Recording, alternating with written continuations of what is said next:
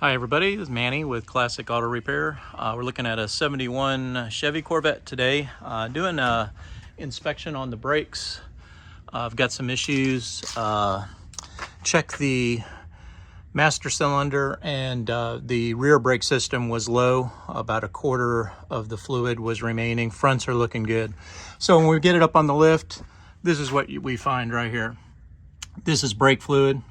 And what was not in the master cylinder is ending up on the street and dripping down on the tire and inside of the wheel well. Excuse me. The backing plate shows fluid right here, and it's all coming from up here at the top, the brake caliper. So it needs a new brake caliper, some new pads. We'll clean up everything, get it all back put together, and then flush out the brake system front and back. Clean out the fluid, get all the moisture out of the system. Looks like the rear passenger side has a new caliper already installed. As you can see here, it's been replaced and is dry and looking in good shape. As far as while we're down here, we can see that some work has been done. It's had some struts added, bushings.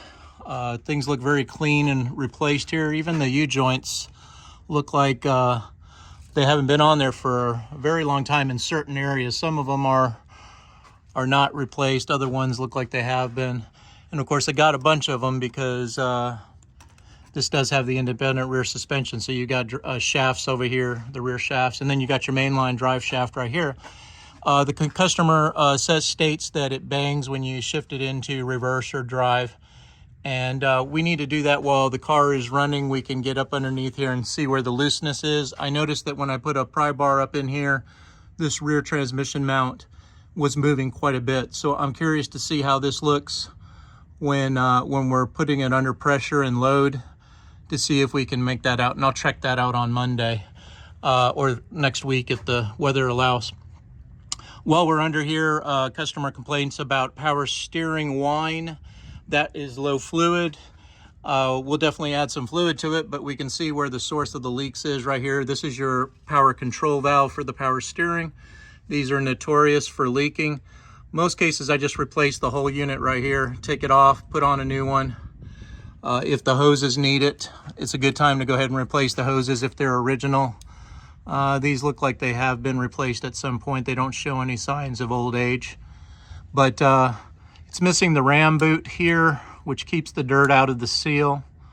And it's got a little bit of a leak here from this ram seal as well, but nothing crazy. Again, like I said, it's a small leak right there on the bottom of the control valve. And that usually, there's some seals up inside here that notoriously leak. And with all the wear, it's just best to put a whole new assembly on there, and that'll fix it up.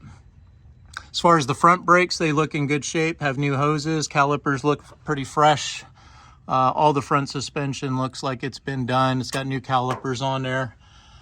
Looking pretty good there.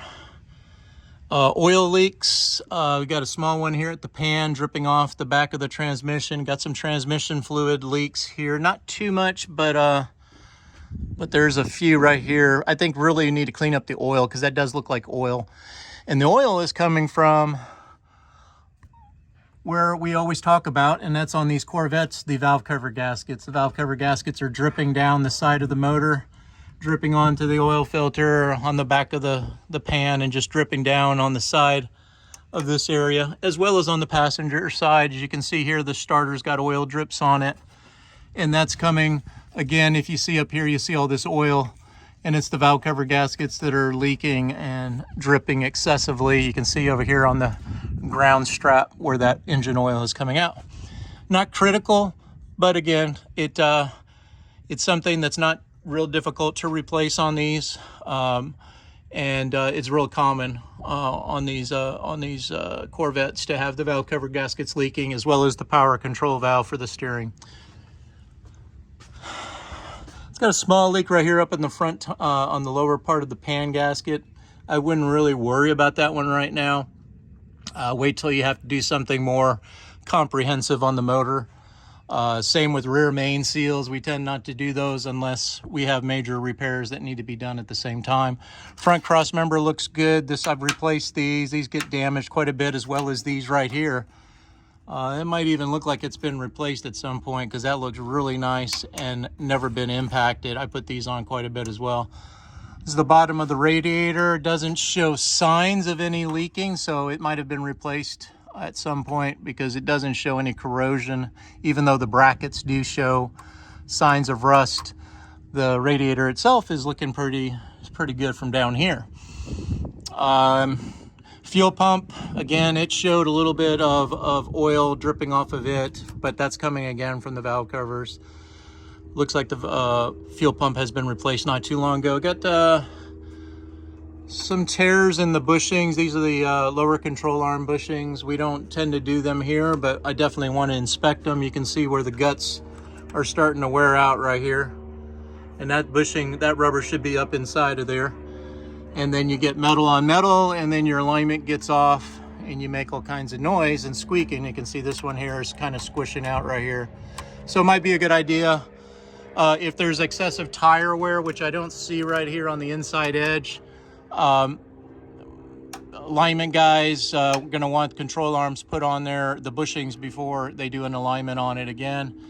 The end links look a little worn right here. This will cause rattles when you're cruising down the road. This is the sway bar end links, and the bushings right here are torn and cracked. They look pretty old, so I would definitely, it's a very inexpensive fix right here to swap these out, get some new bushings put on there as well. Shocks look like they're pretty fresh. Don't see any oil or anything coming off of them, so suspension's looking like she's pretty good, other than just, you know, some wear in the bushings on the lower control arms. Exhaust looks pretty good. I didn't hear any rattles, but I'll do some road testing to see how it's doing. It looks very original under the bottom of the car, very clean, and don't really see signs of rust or structural damage at all. The car looks really clean. Normally I get a lot of rust up in here, and I don't see any on the frame rails. And a real original car. Looks booster looks like it's original. That's your brake booster up there. So if we're not getting good brake pressure, diaphragm's probably going bad on that booster. You might want to swap that out at some point on the braking system.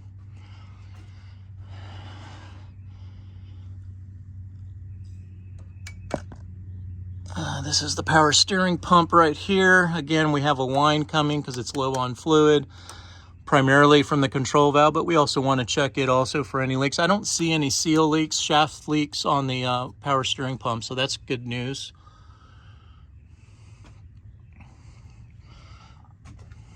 And then heading towards the back of the car, looks like I said some work has been done back here already. These bushings look like they've been replaced on the leaf spring. It looks fresh. These are always gone and trashed out, so I'm glad someone's already fixed that. That'll help with the rattles back here in the back of the car. And like I said, up underneath here, it looks really nice and clean. Car's in really good shape. Don't see any issues up in here.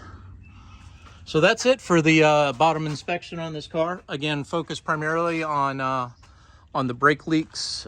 We got to get that brake system fixed so that all four brakes are applying correctly and we're not losing fluid out of the system.